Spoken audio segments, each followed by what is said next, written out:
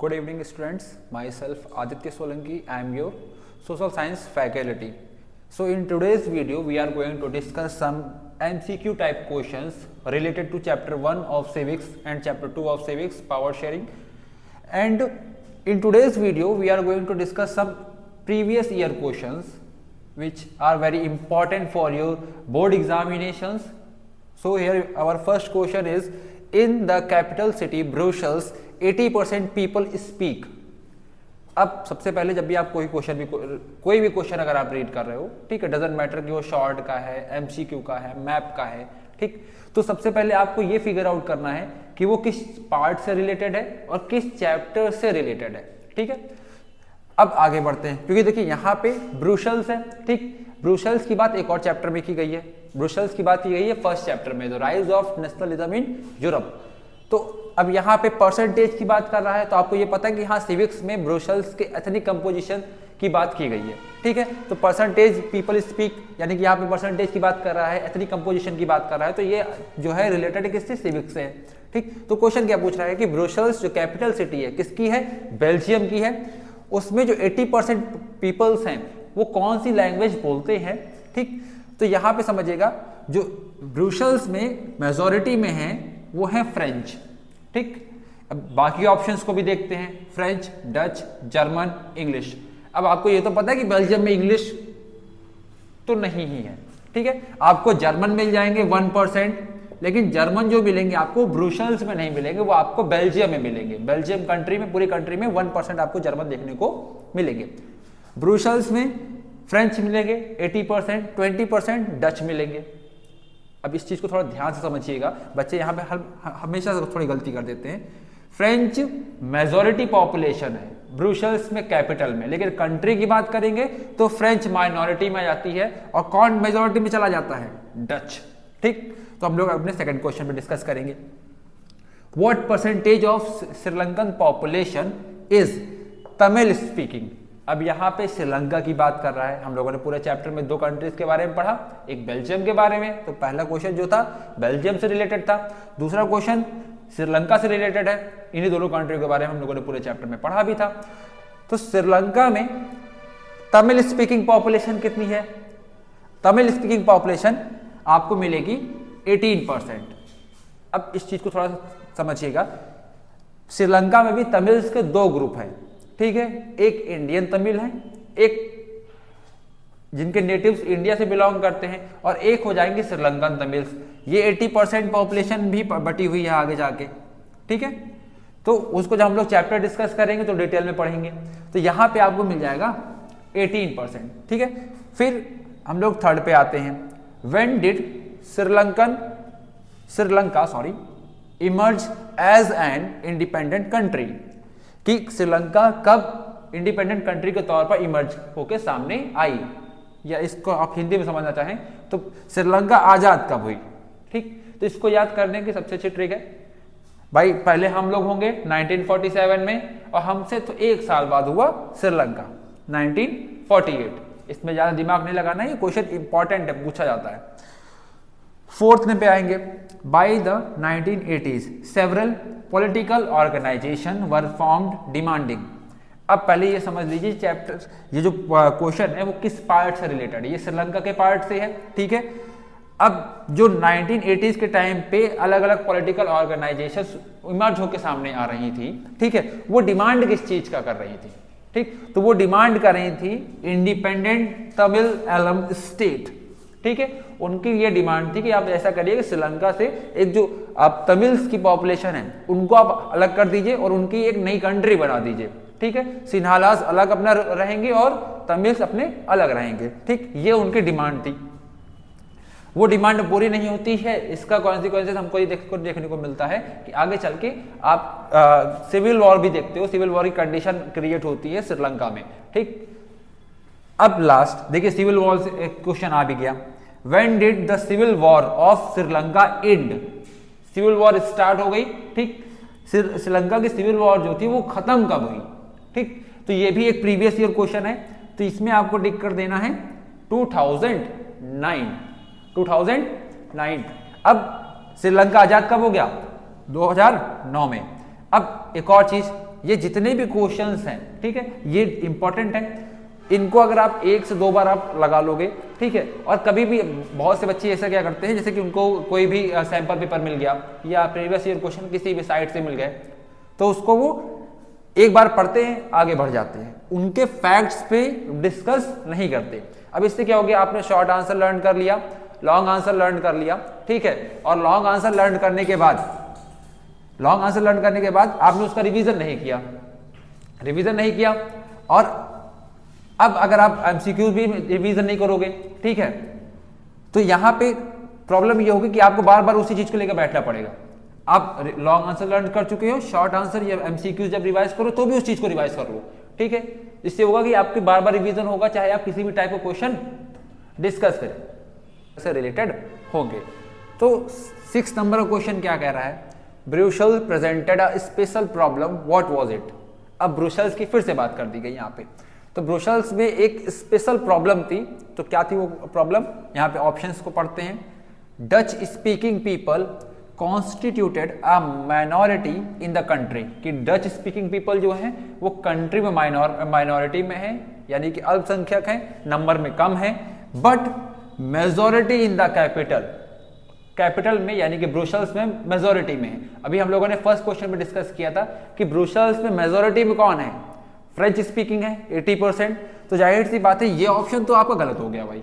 Second, Dutch speaking people constituted a majority in the country, यहां तक तो सही चल रहा है कि हाँ भाई डच स्पीकिंग जो है, ठीक है, वो मेजॉरिटी में है कंट्री में, ठीक, but minority in the capital, क्या कैपिटल वो माइनॉरिटी में है, जी हाँ माइनॉरिटी में है, इस वजह से आपका ये ऑप्शन जो है वो सही हो गया। बाकी अदर ऑप्शंस को देखते हैं।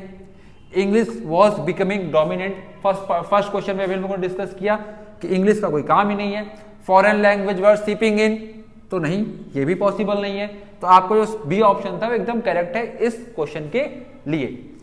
अब 7 नंबर पे आते हैं। How many time was the constitution of Belgium amended between 1970 to 1993, यानी कि 1970 से लेकर 1993 के बीच में जो बेल्जियम का कॉन्स्टिट्यूशन है, संविधान है, वो कितनी बार अमेंडेड यानी कि संशोधित हुआ। अमेंडेड का मतलब क्या होता है, संशोधित होना। कॉन्स्टिट्यूशन में जब कोई चेंज आता है या किसी भी तरीके का आप बदलाव देखोगे तो उसके लिए अमेंडमेंट वर्ड यूज किया जाता है, ठीक है। तो यहाँ पे ऑप्शंस क्या है, 3 टाइम, 2 टाइम, 4 टाइम, 1 टाइम। हम लोगों ने एकोमोडेशन ऑफ बेल्जियम में पढ़ा था, जो सॉल्यूशंस बेल्जियम ने निकाला था पावर शेयरिंग को लेकर, तो उसमें हम लोगों ने पढ़ा था कि कॉन्स्टिट्यूशन उसका 4 टाइम चेंज हुआ था। कितना टाइम चेंज हुआ था, 4 टाइम। अब आते हैं 8 नंबर क्वेश्चन पे। यहाँ पे कम्युनिटी गवर्नमेंट की बात की गई है। किसकी बात की गई है, community government. The community government is elected by people belonging to one language community, Dutch, French, German speaking, what power does it hold. अब हम लोगों ने जब पावर शेयरिंग के अभी हम लोग चैप्टर पे डिस्कस किए थे, उसमें हम लोगों ने अलग अलग पोर्शंस पे डिस्कस किया था कि कितने टाइप की पावर शेयरिंग होती है। तो उसमें हम लोगों ने फोर्थ टाइप जो पढ़ा था वो पढ़ा था कम्युनिटी गवर्नमेंट का। अब कम्युनिटी गवर्नमेंट कंट्री में कोई पॉलिटिकल पावर होल्ड नहीं करती है, कंट्री को चलाएगी भी नहीं, ठीक। तो पहले हम लोग आपके ऑप्शंस को देखेंगे, उसके बाद आंसर्स को डिस्कस करेंगे। Cultural, educational and language related issues. अब कम्युनिटी गवर्नमेंट को हम लोगों ने ये पढ़ा था कि भाई कम्युनिटी पॉलिटिकल इश्यूज को डील नहीं करेगी, पॉलिटिकल के लिए गवर्नमेंट बनी हुई है। डिफेंस रिलेटेड इश्यूज को डील नहीं करेगी, ठीक है। ऑल ऑफ द अबव हो ही नहीं सकता क्योंकि हम लोगों को 2 ऑप्शन ऑलरेडी मिल चुके हैं। तो यहाँ पे आपका फर्स्ट ऑप्शन क्या कह रहा है, कल्चरल, एजुकेशन और language related issue. Community government केवल कम्युनिटी से रिलेटेड इश्यूज को डील करेगी, चाहे उसका कल्चरल कोई इशू हो, चाहे उसका कोई एजुकेशन का इशू हो, चाहे उसकी लैंग्वेज रिलेटेड इशू हो, ठीक। चलिए नेक्स्ट क्वेश्चन पे बात करते हैं, आपके 9th नंबर पे। Give reason as to why power sharing can be good for a country, कि आपको यहाँ पे रीजन बताना है कि किस वजह से पावर शेयरिंग अच्छी होती है किसी भी कंट्री को लेकर या कंट्री के लिए। पहला ऑप्शन क्या कह रहा है कि it help to reduce the possibilities of conflict between social groups. अब यहाँ पे एक और गलती जो बच्चे जल्दबाजी में कर देते हैं, उनको क्या देखा आपने पहला क्वेश्चन पढ़ा, पहला ऑप्शन पढ़ा, आपको पहले ऑप्शन सही दिख गया, ठीक। आप जल्दबाजी में क्या करोगे, आपके पास वो एमआर रहेगी, आप ए ब्लॉक को ब्लैक कर दोगे, काला कर दोगे, हो गया आपका क्वेश्चन। आप एकदम बढ़िया कॉन्फिडेंट होके बैठ गए कि हाँ आपने क्वेश्चन को कर लिया, आपने अदर ऑप्शंस पढ़े ही नहीं। आपको अगर पहला ऑप्शन ही सही लगे तो आपको अदर ऑप्शंस के लिए जाना है। क्यों? क्योंकि कई बार आपको ए एंड बी वाले या नन ऑफ दीज वाले क्वेश्चन भी देखने को मिलेंगे। जैसे यहाँ पे बी ऑप्शन क्या कह रहा है, it is good way to ensure the stability of the political order. ठीक, देखा जाए तो ये ऑप्शन भी सही आ रहा है आपका। फिर आप थर्ड ऑप्शन के पास जाओगे तो आपको मिलेगा कि ए एंड बी, फिर आप अफसोस करोगे बैठ के कि हमने अदर ऑप्शंस तो पढ़े ही नहीं। तो आपको जितने भी ऑप्शंस हैं, ठीक, पहले ठंडे दिमाग से आप सारे ऑप्शंस को पढ़ोगे। तो यहाँ पे आपका ऑप्शन ए नहीं होगा, यहाँ पे आपका ऑप्शन होगा सी, क्योंकि आपका ऑप्शन ए भी सही है, बी भी सही है, ठीक है, और आपका ऑप्शन सी ए और बी बोथ को ले रहा है। समझ में आया? तो हमेशा जब भी आप क्वेश्चन पढ़ो, चलिए अभी तक हम लोगों ने 9 क्वेश्चंस को डिस्कस कर लिया है, ये आपका 10th क्वेश्चन है, और इस वीडियो में ये लास्ट क्वेश्चन हम लोग डिस्कस करेंगे। बाकी क्वेश्चन नंबर 11 और 12 ये आपके प्रैक्टिस क्वेश्चन टाइप रहेंगे, ठीक। इसके आंसर्स आप लोग इस वीडियो के कमेंट में आप मेंशन करिएगा, और वीडियो में कमेंट में मेंशन करने के साथ साथ आपको अगर कोई सजेशन देनी हो, फॉर एग्जांपल जैसे आपको किसी भी पर्टिकुलर चैप्टर पे कोई वीडियो चाहिए, ठीक है, या किसी पर्टिकुलर टॉपिक पे कोई वीडियो चाहिए, या किसी पर्टिकुलर चैप्टर के लिए कोई आपको शॉर्ट आंसर चाहिए, लॉन्ग आंसर या मैप वर्क, जो भी आपको प्रॉब्लम क्रिएट हो रही हो आपके सोशल साइंस सब्जेक्ट से रिलेटेड, ठीक है, तो उसको आप कमेंट सेक्शन में मेंशन कर दीजिएगा। मेरे ऑफलाइन स्टूडेंट्स भी और ऑनलाइन भी जिन्होंने पहली बार मेरी वीडियो देखी है, और अपने सजेशंस और आप कह सकते हैं अपने ओपिनियंस आप जरूर मेंशन करिएगा कि आपको इस वीडियो के जो भी वीडियो आपको प्रोवाइड की गई है इसमें क्या कहीं पे कोई प्रॉब्लम लगी है, या आपको अच्छी लगी है तो कौन से पॉइंट्स अच्छे लगे हैं जिसमें हम लोग और वर्क कर पाएं। चलिए हम लोग 10th नंबर क्वेश्चन पर डिस्कस करते हैं। The idea of power sharing has emerged in opposition. देखिए जो पावर शेयरिंग का आइडिया था, जो आइडिया था पावर शेयरिंग का, वो इमर्ज का मतलब क्या होता है, उभर के आना, ठीक है, उभर के आया। किसके अपोजिशन में? अब डेमोक्रेसी के अपोजिशन में? भाई डेमोक्रेसी के अपोजिशन में तो आएगा नहीं, लोकतंत्र तो अपने आप में ही एकदम एक्यूरेट है। डिक्टेटरशिप, तो डिक्टेटरशिप में तानाशाह, जहां पे तानाशाह रूल करेगा वहां पे पावर शेयरिंग होगी ही नहीं, ठीक, तो जाहिर सी बात ये ऑप्शन भी गलत है। मोनार्की, जहां पे राजतंत्र होगा, जहां पे राजा राज करेगा, मोनार्च रूल करेगा, ठीक है, वहां पे भी आपको पावर शेयरिंग देखने को नहीं मिलेगी, ठीक। और लास्ट ऑप्शन क्या कह रहा है, undivided political power under once act. अब देखिएगा ये जो प्रॉब्लम है ये कहीं ना कहीं डेमोक्रेसी की ही प्रॉब्लम है। डेमोक्रेसी में जब पॉलिटिकल पावर अनडिवाइडेड रहती है, अनडिवाइडेड का मतलब हो गया है कि पावर का कंसंट्रेशन रहता है सिंगल हैंडेड पर्सन में या सिंगल हैंड में, तब वहां पे आपको power sharing as a solution adopt करना पड़ता है, ठीक है, कि आपको पावर को शेयर करना पड़ेगा, अलग अलग ऑर्गन्स में, अलग लेवल ऑफ गवर्नमेंट्स में बांटना पड़ेगा, जिससे कि स्टेबिलिटी बन पाए और एक चेक एंड बैलेंस का सिस्टम भी बन पाए। तो ये तो हो गए आपके 10 क्वेश्चंस। बाकी ये जो 2 क्वेश्चंस हैं इनको भी हम लोग एक्सप्लेन कर दे रहे हैं, ठीक है, जिससे कि आप इसको समझ जाएंगे, और इसका अगर आंसर आपको पता है तो आप नीचे कमेंट सेक्शन में जरूर मेंशन करिए। Which is the state religion of the Sri Lanka, ठीक है। अब ये सब हम लोग क्या है, इंडिया सेकुलर कंट्री है, पाकिस्तान इस्लामिक कंट्री है, तो वैसे ही श्रीलंका का कौन स्टेट का रिलीजन कौन सा है? बुद्धिज्म है, हिंदुइज्म है, इस्लाम है, या क्रिश्चियनिटी है? अगर आपने चैप्टर को डिटेल में पढ़ा होगा, जब इंट्रो किया गया था श्रीलंका का, तो वहां पे इस चीज को मेंशन किया गया था। अब आते हैं 12 नंबर पे। 12 नंबर क्या कह रहा है, which of following is not one of the 3 organs of government powers are shared. अब यहां पे ध्यान दीजिएगा, ऑर्गन्स की बात की गई है, ठीक है। ऑर्गन्स में पावर कब बढ़ती है? ऑर्गन में पावर बढ़ती है हॉरिजॉन्टल शेयरिंग में। किसमें? हॉरिजॉन्टल शेयरिंग में। और वहीं पे अगर हम लोग वर्टिकल की बात कर दें तो वर्टिकल में डिफरेंट लेवल ऑफ गवर्नमेंट में पावर बढ़ती है, ठीक है।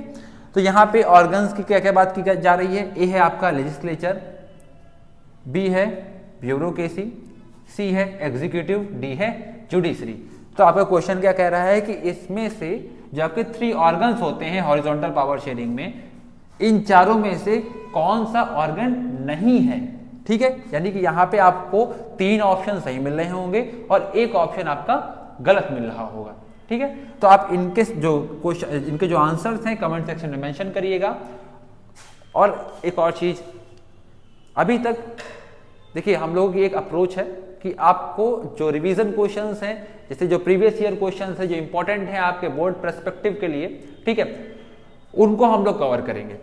आपके बोर्ड एग्जाम में आपको फेस करना पड़ेगा 7 मार्च।